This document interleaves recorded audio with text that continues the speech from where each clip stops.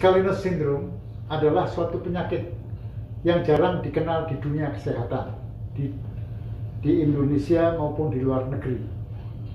Kalau kita buka literatur mengenai Scalinosis syndrome, ya, yang keluar bukan Scalinosis syndrome, seringnya adalah thoracic outlet syndrome. Itu berbeda sebetulnya. Kenapa Scalinosis syndrome jarang dijumpai?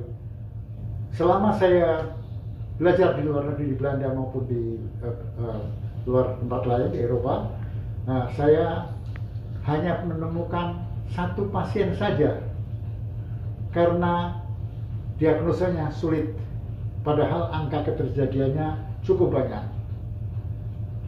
Kemudian setelah saya pulang ke Indonesia, saya mencoba mengobati beberapa pasien. Di antara ada pasien yang stroke. Kebetulan dia menderita Scalinosis syndrome. Jadi saya nggak mengobati stroke-nya, tapi saya mengobati Scalinosis syndrome-nya. Ternyata dengan operasi saya, stroke-nya membaik. Dan beberapa pasien terjadi demikian. Pasien dengan tinnitus, yaitu gangguan pendengaran. Pasien itu saya tidak mengobati pendengarannya, saya mengobati adalah Scalinosis-nya, karena pasien di samping ada gangguan pendengaran, dia menderita Scalinosis. Dan setelah saya operasi, ternyata pasiennya itu membaik, gejala-gejala yang lain juga pendengarannya pun membaik. Ya. Scalinosis syndrome, akhirnya saya mengobati satu pasien, satu ibu-ibu dari NTT, umurnya 84 tahun. Pasien ini juga saya operasi. Pasien ini menderita stroke, terbaring di tempat tidur selama 7 tahun. Ya. Dia tidak bisa bangun, matanya kabur. Dan pasien ini datang ke saya. Setelah saya datang ke saya periksa, dia menderita Scalinosis syndrome dengan Ali-Shahab skor 9. Maka pasien ini setelah saya operasi, pasien bisa bangun kembali, matanya menjadi terang, dan dia bisa aktivitas biasa. Ya. Dan beberapa lagi contoh pasien-pasien yang demikian.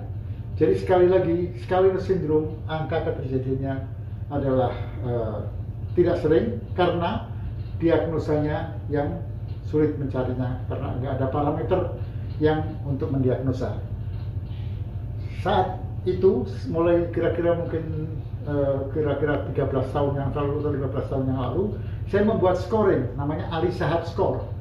Setelah saya buat Ali-Shahab score, maka hampir setiap minggu saya mengoperasi pasien-pasien Scalinosis syndrome dengan berbagai gejala. Ada yang gangguan pendengaran, ada yang tinnitus, ada yang gangguan jalannya, ada yang nyeri, malah ada yang post stroke dan sebagainya. Ya, saya tidak mengobati stroke, tapi saya mengobati kekakuan daripada stroke tersebut, dan pasien itu membaik. Mudah-mudahan dengan setelah ketemunya Ali-Shahab score ini, kita akan bisa memudahkan mencari pasien-pasien yang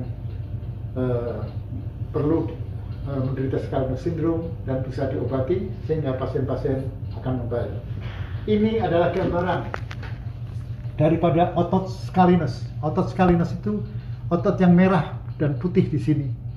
Otot ini terganggu karena tegang, fibrotik di isi jaringan ikat, ya, kaku, sehingga dia menekan pembuluh darah yang namanya arteri subclavia. Ini yang merah ini, ya, arteri subclavia. Di samping itu di sini ada plexus brachialis. Plexus brachialis itu adalah yang warna kuning di sini, ikut tertekan juga, ya. Pembuluh subclavia ini setelah tertekan, dia tidak hanya menekan di sini, karena dia menyempit, maka pembuluh darah yang cabangnya yang ke atas, yang ke otak, namanya arteri karotis pun ikut alirannya menurun, sehingga pasien-pasien itu ada merasa cepat capek, lelah dan sebagainya, ya. Dan di sini terjadi aliran turbulensi karena pada penyempitan tersebut.